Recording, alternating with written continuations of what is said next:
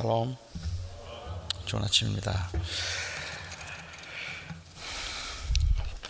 바울이 고린도 교회에 문제가 있다는 이야기를 들은 것은 아마도 에베소에 있을 때였을 겁니다.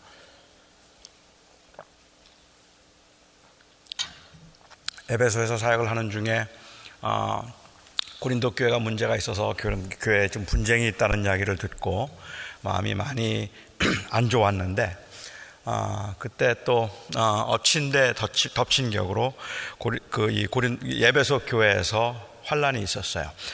에베소 교회 교인들을 핍박하는 사람들이 있어서 바울이 에베소에 있지를 못하고 마게도냐로 피신을 하게 됩니다. 그래서 마게도냐로 이제 다시 여행을 떠나가면서 그가 마게도냐에 왔을 때 그때의 심정을 말하기를, 내가 마게도냐에 왔을 때 그 환란으로 인하여서 내 육체가 편하지 않았다라고 이야기를 하고, 밖으로는 다툼이 있었고 안으로는 두려움이 있어서 내 마음이 결코 편하지 않았다라고 그렇게 이야기를 합니다.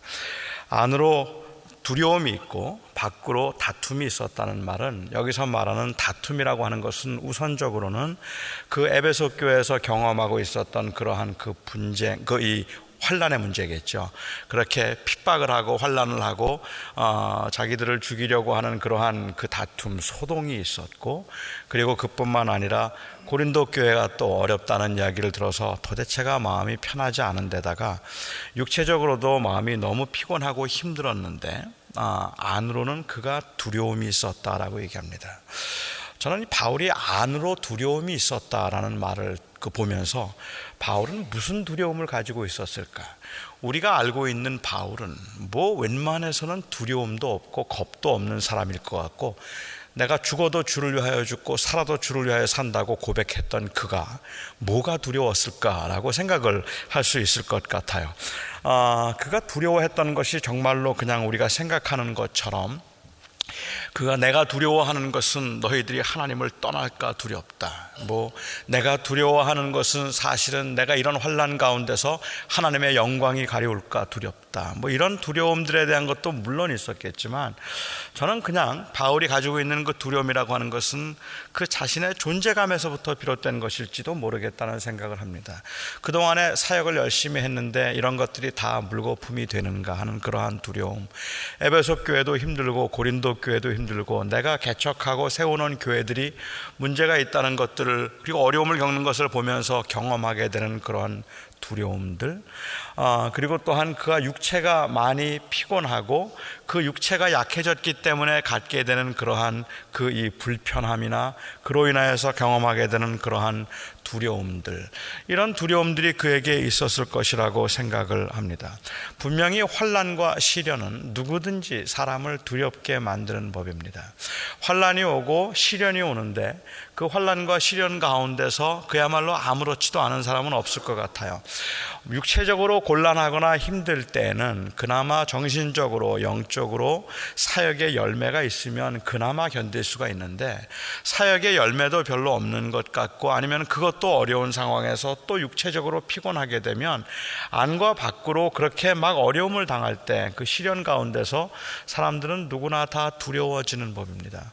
그 바울이 경험했던 두려움이 무엇일까 하는 것을 짐작하게 만드는 것은 바로 바울이 무엇으로 위로를 받았는가 하는 것입니다. 바울이 위로를 받았다는 것은 디도가 옴으로 인하여서 그가 위로를 받았다고 그렇게 이야기를 해요. 디도가 옴으로 위로를 받았다고 할 때 그냥 디도가 왔으니까는 든든했다는 이야기를 하고 있는 것이 아니라, 디도가 가지고 온 소식이, 그것이 그에게는 참 위로가 되었다고 이야기를 합니다. 만약 그렇다면 바울이 가지고 있던 두려움은 아마 몇 가지 중가 있을 텐데, 하나는 고린도 교회가 깨지면 어떻게 하는가 하는 것에 대한 두려움이 있었을 것이고, 그리고 그 고린도 교회에서 그 교회가 갖는 어려움 때문에 그가 생기는 두려움, 그리고 자기가 한 사역들, 그동안에 그렇게 그들을 사랑하고 아꼈던 사람들이 잘못되는 것에 대한 두려움들, 자기의 존재감에 대한 두려움들 같은 것들이 있었을 것 같아요. 그렇게 자기가 가장 낮아졌을 때, 아무것도 아니라고 생각될 때, 그때 그런 이야기하기를, 하나님께서 디도의 오므로 나를 위로해 주셨다라고 그렇게 이야기를 하고 있습니다. 하나님께서는 정말로 낮은 자들을 위로해 주시는데, 그렇게 시련과 혼란 중에 있을 때 하나님은 우리를 위로하시는데, 그 하나님의 위로가 많은 경우에는 사람을 통해서 온다는 사실을 우리가 기억하는 것이 중요할 것 같습니다. 정말로 하나님께서 하신 일들은 우리가 생각하기에는 그냥 하나님은 우리를 위로하실 때 아주 특별한 은혜 가운데서 특별한 방법으로 우리를 위로하기를 우리가 기대할 수도 있겠고, 그것이 하나님의 위로라고 생각하지만, 하나님의 위로는 어느 때는 사람을 통하여서 아주 그야말로 ordinary한 그러한 그 수단을 통해서 저희들에게 오기도 하는데, 하나님이 위로하신 것인지 때로는 우연히 발생한 일인지, 우리가 하나님이 도우신 것임에도 불구하고 그것이 하나님의 도우심이라고 때로는 확인하거나 확신할 수 없을 만큼이나 너무 자연스럽게 다가오는 경우도 있더라는 말입니다. 결국은 우리의 삶 가운데서 벌어지는 모든 일들에 하나님의 손이 있다는 것을 믿고 그 관점에서 우리의 인생을 보느냐 그렇지 않는가 하는 것의 차이일 것이라고 생각합니다. 어떤 사람이 비즈니스맨인데요, 아주 중요한 비즈니스 약속이 있어서 한 곳을 갔답니다. 그리고 이제 시간이 되었는데 막 그 동네를 뺑뺑뺑 도는데 주차장을 찾지를 못하는 거예요. 빨리 주차를 시키고 들어가야 되는데 시간은 되었고 주차 공간은 찾을 수가 없었고, 그래서 그가 너무 급한 마음에 하나님 앞에 기도를 했습니다. 그 기도 내용이, 하나님, 주차 공간을 찾게 해주시면 제가 한 주도 빠지지 않고 예배 출석하겠습니다. 하나님 앞에 한 주도 빠지지 않고 예배를 출석하고 하나님 섬기겠으니까 제발 주차 공간을 좀 찾게 해달라고 그렇게 간절하게 기도를 했습니다. 그렇게 기도를 하면서 한 바퀴를 딱 도는데 거기에 공간이 하나 딱 나온 거예요. 빈 공간이. 그 공간을 딱 보자마자 무슨 기도를 했을까요? 우리가 보통 생각하면 하나님 감사합니다 이렇게 기도하지 않겠습니까? 근데 그는 말하기를 never mind, I found one. 나 하나 찾았으니까 괜찮습니다, 주님. 아까 기도한 건 무효로 해주세요 라고 그렇게 얘기를 해서 마치 그 공간을 하나님이 나에게 주셨다고 생각하지 않고 내가 지금 찾았다고 그렇게 생각을 하게 만드는 것들, 우리에게 주변에 벌어지는 일들을 보면 정말 하나님의 세밀한 손길 가운데서 우리에게 주어진 일임에도 불구하고 어느 때는 그냥 운이 좋아서 됐다고 생각을 하거나, 그렇지 않다면 우연히 발생한 일이라고 생각을 하기 때문에 그 일들이 하나님께로부터 온 위로라는 생각을 못하고 살고 있기 때문에 문제라는 말입니다. 하나님은 아주 세밀한 음성을 통해서라도 저희들을 위로하시고 저희들의 걸음을 인도해 가시는데, 우리가 그 하나님의 인도하심을 온전히 인정할 수 있다면 그것이 저희들에게는 더할 수 없이 큰 위로가 되지 않을까라고 생각을 해요. 디도가 오므로 그가 기뻐했던 이유 두 가지를 이야기합니다. 하나는 고린도 교인들이 회개했다는 것이고, 또 다른 하나는 너희들의 이 디도가 와서 한 이야기 가운데 디도가 너희들에게 확신을 갖게 되었다는 것을 인하여서 내 기쁨이 더했다라고 그렇게 이야기를 하고 있습니다. 고린도 교회가 문제가 생겼을 때 제가 몇 주에 걸쳐서 말씀을 드렸던 것처럼 바울은 고린도 교회의 문제를 보면서 너무 안타까운 마음에 고린도 교인들을 책망하는 편지를 보냈는데, 저희가 짐작할 때는 이 편지의 내용이 너무 심각해서 거의 저주성에 가까운 편지였을 것이라고 짐작을 할 정도입니다. 너희가 회개하지 아니하면 하나님께서 너희를 버리실 것이요 너희는 그리스도 안에 있지도 않은 자들이고 그거는 교회도 아니다.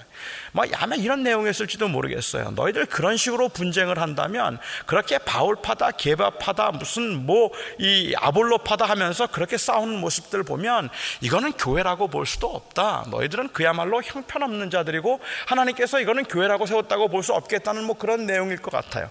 적어도 고린도전서에 있는 내용들을 보아서는 방언의 은사 때문에 교회가 갈라지고 바울파 게바파로 교회가 갈라지고 온갖 가지 그런 문제들이 있는 것을 보면서 바울이 그 소란 가운데서 막 엄하게 책망을 하는 그러한 글을 보냈을 거라고 저는 생각을 합니다. 그렇게 바울이 그 편지를 보내고 난 다음에 바울은 걱정을 많이 했습니다. 이건 내가 너무 세게 쓴 거 아닌가? 너무 말을 심하게 해서 혹시 교회가 어려움을 겪게 되는 건 아닐까 하는 그러한 것들을 걱정을 했었고, 그뿐만 아니라 그 편지를 받아보았던 고린도 교인들도 충격을 받았어요.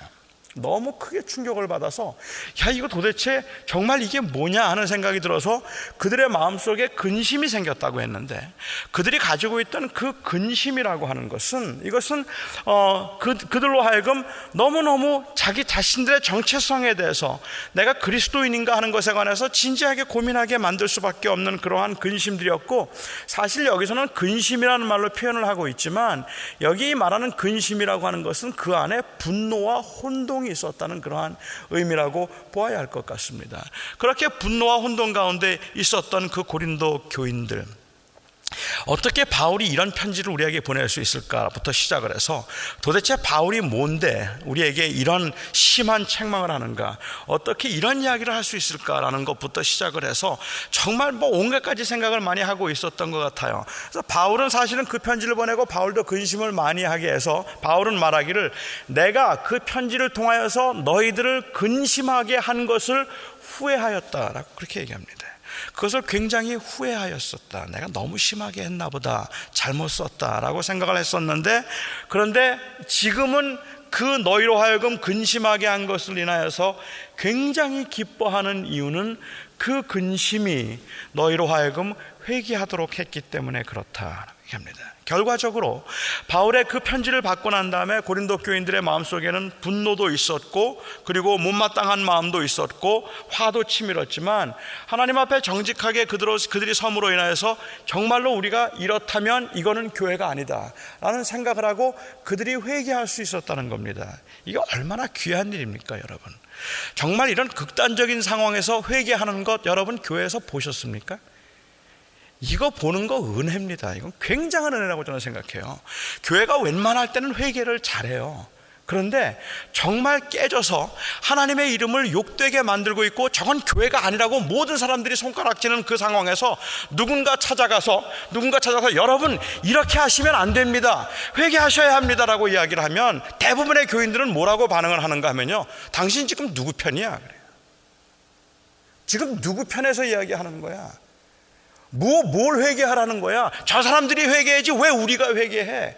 그렇게 사람들이 생각하고 정말로 교회가 잘못되었구나, 주님의 이름이 땅에 떨어졌구나라는 생각을 하면서 우리가 이러면 안 되겠다고 하나님 앞에 회개를 하고 부끄러운 마음으로 내가 다 내려놓습니다라고 그렇게 뉘우치는 모습을 여러분 보신 적 있으십니까? 교회가 어려움을 겪을 때, 힘든 일을 겪을 때, 그리고 정말로 그 아주 분쟁에 극에 달했을 때, 그럴 때 사람들은 웬만해서는 회개하지 않아요. 거기에 아무리 아주 심한 메시지를 전한다고 할지라도, 그렇게 하면 안 된다고 이야기를 한다고 할지라도, 그게 도대체 누구를 보고 하는 이야기냐 하는 것을, 상처가 너무 깊기 때문에 그럴 수 있지만 그런 이야기를 하는 것 같아요. 제가 한 번은 아주 분쟁에 있는 교회 노회에서 골치가 아플 정도로 싸움이 크게 일어나서 이 주차장에서 멱살잡이를 하고 주먹질이 다가오고 막 이러는 교회가 있었어요. 그런데 그 교회에 저를 임시 당회장으로 노회에서 파송을 한 적이 있었습니다. 그래서 제가 이제 거기에 설교를 저녁 예배 설교를 한번 간 적이 있었는데요. 여러분, 그런 상황에서 제가 설교를 한다면 무슨 설교하겠습니까? 회개하라는 설교하지 않겠습니까? 교회가 이러면 안 됩니다. 여러분, 교회가 이렇게 싸워서야 됩니까? 회개해야 됩니다. 제가 그 설교하지 않겠어요? 그러니까 제가 그 설교 가지고 와서 이 교회는 그리스도의 몸된 교회인데 이러면 되지 않는다고 그 이야기를 했습니다. 제가 회개하라는 이야기를 하는 순간부터 저를 쳐다보고 계시던 분들이 다 고개를 숙이더라고요. 그리고 안 듣겠다는 말이에요. 지금 그런 말 듣고 싶지 않다는 거예요. 그리고는 빨리 끝내고 회의하자예요. 빨리 끝내고 회의하자. 누가 옳은지 한번 그거 따져보자. 그 이야기입니다. 그래서 저는 정말로 회개에 대한 메시지를 전하고 난 다음에 우리가 이러면 안 되겠다는 이야기를 하고 같이 예배를 마치고, 제가 기대했던 건 너무 순진했죠. 제가 기대했던 건 그리고 난 다음에 우리가 회의를 할 때는 조금 부드러워질 거라고 생각했어요. 아니더라고요. 하나도 안 달라져요. 그런데 바울이 지금 감동할 수 있는 건, 디도의 경우에 있어서는 아마 이렇게 생각했던 것처럼, 디도는 바울이 그 편지를 보내서 디도 편에 보냈잖아요. 그러면서 디도에게 가서 이걸 가지고 와라 할 때 디도는 두렵기도 했고 그 편지의 내용 때문에 두려웠을 것이고, 아마도 디도는 그렇게 말했을 겁니다. 선생님, 안 됩니다.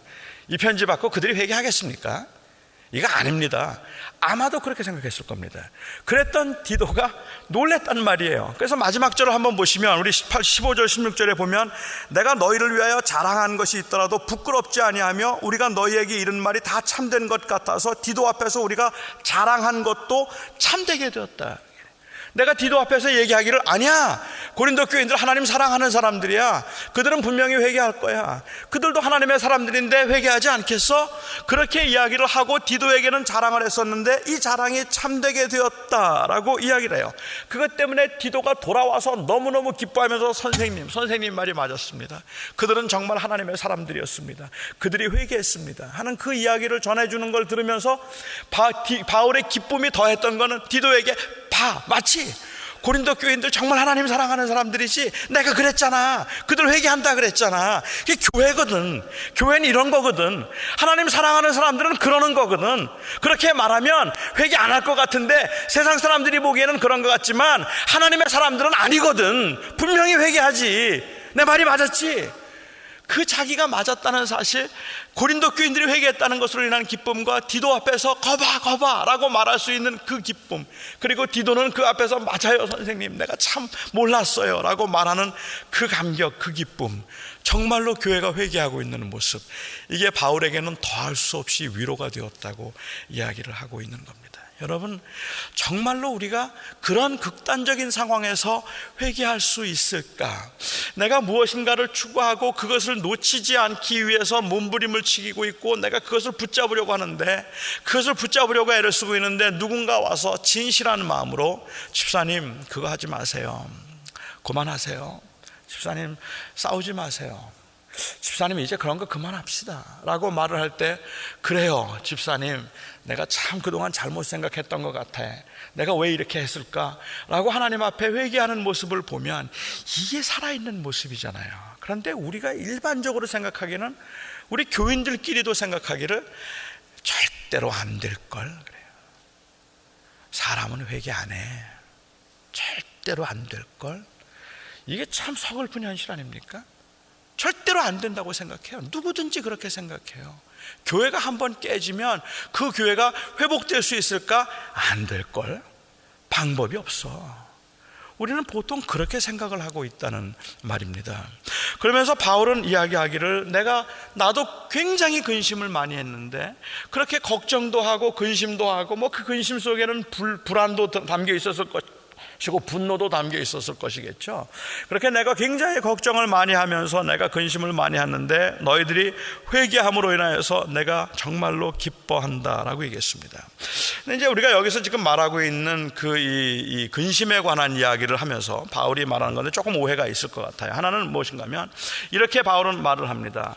하나님을 향한 근심은 너희로 하여금 회개케 하는데, 그 하나님의 뜻을 따라서, 하나님의 뜻에 따라서 한 이 회개가, 이 근심이 얼마나 너희로 하여금 변명하게 하며 돌이키게 하며 얼마나 너희로 하여금 가슴을 치고 후회하게 하였는가라고 얘기하면서, 세상 근심은 사망에 이르는 것이지만 하나님의 뜻대로 하는 근심은 회개에 이르게 한다라고 그렇게 이야기를 하고 있습니다. 자, 그렇다면 도대체 세상 근심은 무엇이고 하나님의 뜻대로 하는 근심은 무엇일까 하는 것을 좀 저희가 살펴볼 필요가 있을 것 같아요. 우리가 일반적으로 생각할 때 세상 근심이라고 말을 하면 보통은 말하기를 먹을 것 위해서 걱정하는 거. 여러분들도 지금 여기에 앉아 계시지만 지금 이 사업이 안 돼서 걱정하는 거, 아니면 내 건강이 약해져서 걱정하는 거, 혹은 내 존재의 의미가 무엇일까 하는 것을 가지고 걱정하는 것, 여러분의 신분을 가지고 걱정하는 것, 이런 근심들 다 세상 근심이다. 세상 근심은 그냥 먹고 사는 것에 관계된 건 다 세상 근심이고, 하나님의 뜻대로 하게 하는 근심이라고 하는 것은 어떻게 하면 내가 주를 위해서 살까, 어떻게 하면 하나님의 나라를 위해서 살까, 이것들을 가지고 내가 어떻게 하면 더 헌신할 수 있을까를 생각하는 건 하나님의 뜻대로 하는 근심이라고 생각해서 근심의 두 가지 종류가 있는 것처럼 이야기를 하는 경우들이 있습니다. 그런데 오늘 말씀을 좀 자세히 보면 제가 이해하기에는요, 여기서 말하고 있는, 바울이 말하려고 하는 것은 두 두 종류의 근심을 이야기하고 있는 것이 아닙니다. 이것은 오히려 근심거리에 대한 태도를 이야기하고 있는 겁니다. 어떤 이 사건에 대해서 어떤 태도로 대하고 있느냐 하는 것에 관한 이야기를 하고 있는 것이지 두 종류의 근심을 이야기하고 있는 게 아니라는 말이죠. 그러니까 먹고 사는 것을 위해서 걱정하는 것은 세상 근심이다. 사업이 안 되어서 걱정하는 건 세상 근심이다. 오늘 매상이 전 같지 않아서 도대체 렌트비도 제대로 낼 수가 없고 리스비도 제대로 낼 수 없는 그런 상황이 되어서 이거 어떡하지? 어디 가서 돈을 또 빌려와야 되나? 이렇게 사업이 안 돼서 큰일 났네. 이런 걱정을 하는 것은 세상 근심입니까? 아닙니다. 저는 그건 우리가 살아가면서 당연히 할 수 있는 걱정이라고 저는 생각합니다. 몸이 약해지면 누가 아프다는 이야기 들으면 그냥 아무렇지도 않게 검사 받고 왔는데 검사 끝나고 난 다음에 전화가 와서 좀 더 자세히 검사를 받아봐야 되겠습니다. 한 번 더 나오세요. 그러면 그 다음부터 걱정 안 됩니까? 걱정이 돼서 그 다음에 걱정하는 건 이건 세상 근심인가요? 오히려 그럴 때 근심이라는 것이 내가 이럴 때 이제 다시 검사를 받으라는 이야기는 주님이 오라는 얘기 같은데 이제 갈 때가 됐는데 남은 생에 뭐하고 살까? 뭐 이런 거 걱정하는 게 그게 정말로 이 하나님의 뜻대로 하는 걱정입니까? 근심입니까? 제가 이해할 때 여기서 지금 바울이 말하려고 하는 것은 그런 겁니다. 지금 문제가 있고 바울은 당신들 회개하지 않으면 그건 교회가 아니다. 이건 당신들은 정말로 하나님 앞에 돌아오지 않는다면 하나님이 당신들을 버릴 거다. 그 이야기를 했습니다. 그 이야기를 듣고 그들이 근심하기 시작했습니다. 그런데 그 근심이 만일 바울이 말하는 세상 근심이라고 하는 말의 의미는 그 근심이 만일 끝까지 분노로 이거 도대체 어떻게 한번 복수를 해볼까라든지 이 편지를 가지고 내가 절대로 돌이키지 않고 어떻게 하면 내가 다른 사람들을 한번 이겨보고 그래 당신들 잘 들었지 당신들이 회개해야 되는 거야 이걸 그들에게 한번 설득시켜 줄까라고 그렇게 생각하는 것이 바로 세상적인 근심이라는 말입니다. 우리에게 주어진 일을 가지고 어떻게 하면 내가 더 잘 될 수 있을까라든지 우리에게 주어진 일을 가지고 어떻게 하면 내 위치와 내 입장을 지켜낼 수 있을까 하는 것들에 관해서 근심하고 있는 것들이라면 그것은 세상 근심이라는 말입니다. 그래서 야고보 사도도 야고보 그 교회가 분쟁 가운데 있을 때 그 분쟁에 있던 교회를 향하여서 말하기를 너희가 지혜 있는 것처럼 말하지만 위로부터 난 지혜는 양순하며 관용하며 모든 사람들을 사랑하며 너그럽고 용서하는 것이고 마귀에게서부터 온 그 지혜는 정욕적이고 다툼이 있는 것이라고 이야기를 하고 있는 거죠. 어떤 게 세상적인 것인가 잘 생각해 보라는 말입니다. 세상적인 것은 분쟁을 일으키는 것이고 다툼을 일으키는 것이고 그리고 그 안에 정욕적인 것이고 그리고 거기에 과격함이 있는 것이고 그래서 다른 사람들에게 무례하게 행동하는 것들이고 거기에 폭력이 난무하는 것 그건 다 세상적인 거라는 말입니다. 어떤 것이 그러면 하나님 근심, 하나님에 따르는 것인가? 그 하나님에 따르는 것이라면 옳고 그름의 문제를 말하기 전에 기본적인 애티튜드가 거기에는 너그러움이 있어야 되고 양순함이 있어야 되고 거기에는 관용이 있어야 되고 거기에는 다른 사람들에 대한 배려가 있어야 된다라고 이야기하고 있는 겁니다.